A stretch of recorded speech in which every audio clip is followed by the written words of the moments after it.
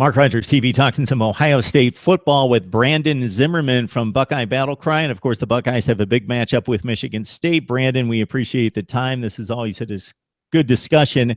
We expected this one to be a little bit bigger than it is, but Sparty took it down hard for 7 straight weeks before rallying against Rutgers like everyone else does, 49-0. But, man, this has been quite the rivalry. So, taking it from my son's perspective, he actually considers Michigan State a bigger rivalry because he's been watching college football for 5 or 6 years and thinks Michigan, well, he'll finally get to see a real Ohio State-Michigan game probably this year. But when you look at the Michigan State game, it's been something else since Urban Meyer arrived on campus in 2012.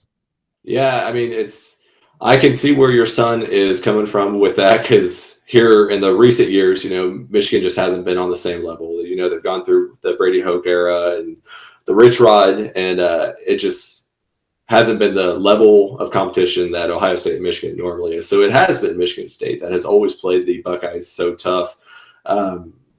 D'Antonio and his staff is the only team that has beaten an Urban Meyer coached Buckeye team more than once. They're sitting at 2-2.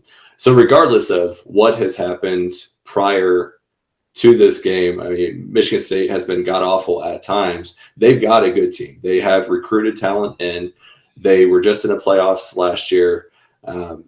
They've battled a bunch of injuries this year. I know I was reading off of their game notes that they have not started the same starting lineup on offense or defense at any point this year because of injuries or, just various problems. So I think last week was a good thing for them. And that's what worries me as a Buckeye fan is that Michigan State has the talent there.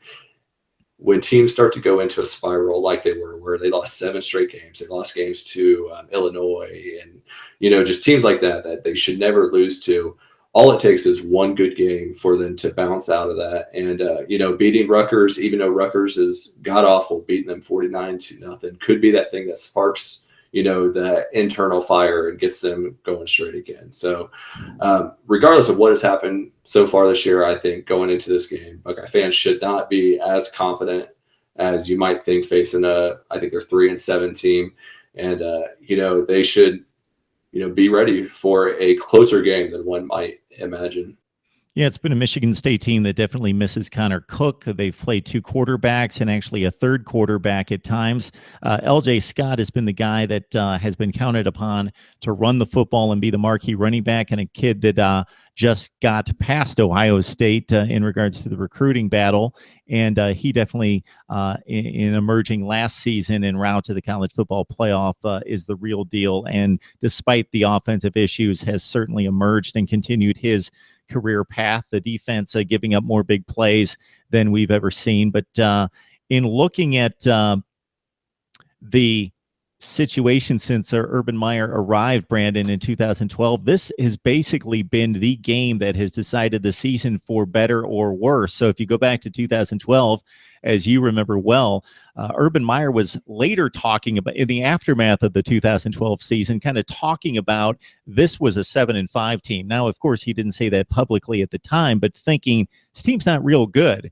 Then they went to East Lansing and pulled off a 17-16 win. And it wasn't a great Michigan State team, but a quality team, a very tough team on the road. The Buckeyes pull that out. They march on to an undefeated season. The next year, they're that close to a national championship game, and Michigan State pulls it out from under them. 2014, the Buckeyes down after the loss to Virginia Tech, got it going against some marginal opponents, then really tested as a road underdog.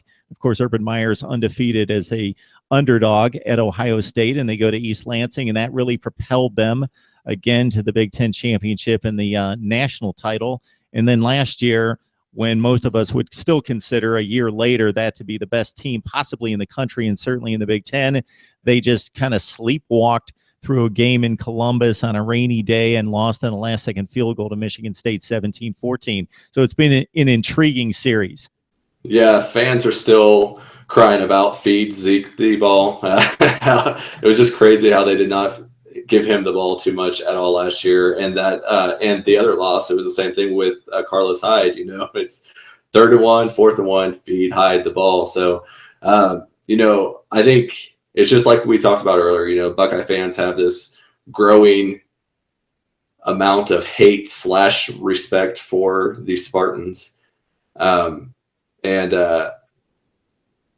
It's just Michigan State's played the Buckeyes so well, and hopefully this year with Ohio State rolling the way they are right now, they can keep it going. They can get Curtis Samuel incorporated. Mike Weber had kind of a half off last week that he could rest his shoulder, so hopefully Mike Weber can keep going. And with JT Barrett at quarterback, he's the steady presence. So hopefully, the Buckeyes do not have their offensive struggles that they've had at times against Michigan State, and hopefully the weather does not play too big of a role in it this year. It looks like it's supposed to be windy and rainy, just like it was last year, and we saw how that turned out. The Ohio State playbook kind of closes down as soon as the wind and rain starts up, so hopefully it holds off.